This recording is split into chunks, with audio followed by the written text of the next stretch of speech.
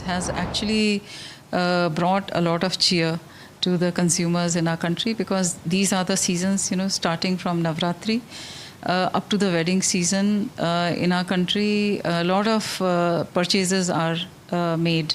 So it is very important that Ministry of Consumer Affairs, therefore, should make sure that the benefits of reduced GST should pass on to the consumers. And what we have done is, we've held extensive meetings with all the e-commerce entities, major manufacturers of FMCG goods, the packers, importers, and such other people. And we have conveyed to them that they must make sure that the benefits of reduced GST must be passed on to the consumers. So with this, we have also built in, our own systems where we will be monitoring them. We will be also taking in complaints, and we will try to see that any such violation is very quickly addressed to. Fair point, ma'am. And in fact, I have seen that Ministry has extended the date of the MRP as well, especially on the unsold stock, the unsold inventory. That was first extended to March 31st, and later it was extended to March 31st, 2026. So what was the thought process behind it, and you think that it will help industry to have a smooth transition?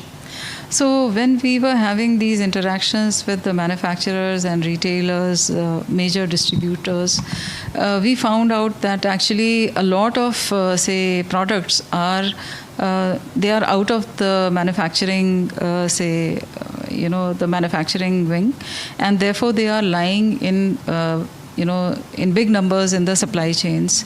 It will take some time for these goods to get exhausted, and they were concerned about what happens, if they are made to mandatorily go for the stickering of the revised MRP.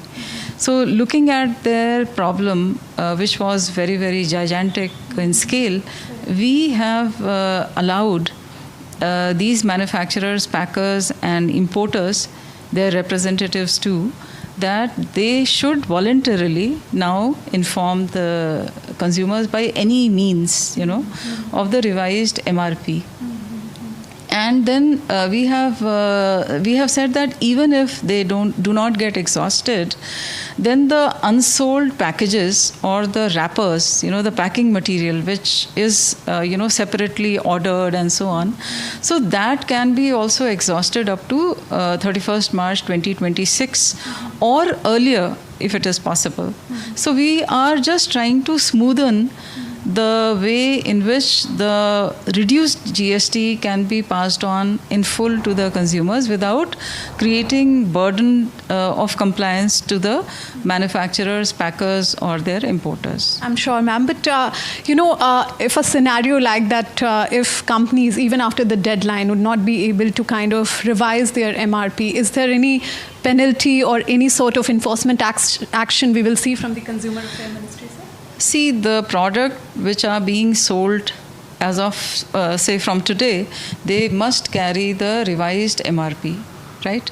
Now, what earlier we had said was that they should go for the stickering and such other things. Now we have said that, okay, you can do it voluntarily, but by whichever means that suit you, which means that the seller who's now offering the goods to the consumers has to convey to the consumer that this was the old MRP, and now from 22nd September, what is the revised MRP. So this can be done digitally, this can be done through, having comparative, rate charts. This can be done by any innovative way in which the seller is able to convince to the consumer that this is the revised MRP, and because of reduction of GST, the rates have come down. That's right, ma'am. And also the fact that the Consumer Affairs Ministry has, now started and linking that to the redressal, portal. I wanted to understand, since the GST rate cut is across the board, and you may see very high traffic in terms of complaints. Are you kind of prepared to sort of handle all those complaints after GST rate cut, ma'am? How are you ensuring that? See, we had held very extensive meetings with all the industry associations, all the manufacturers, and different stakeholders in the process. Broadly, there was a very major proactive consensus between all these people, and they have assured us that they will make sure that the benefits of reduced GST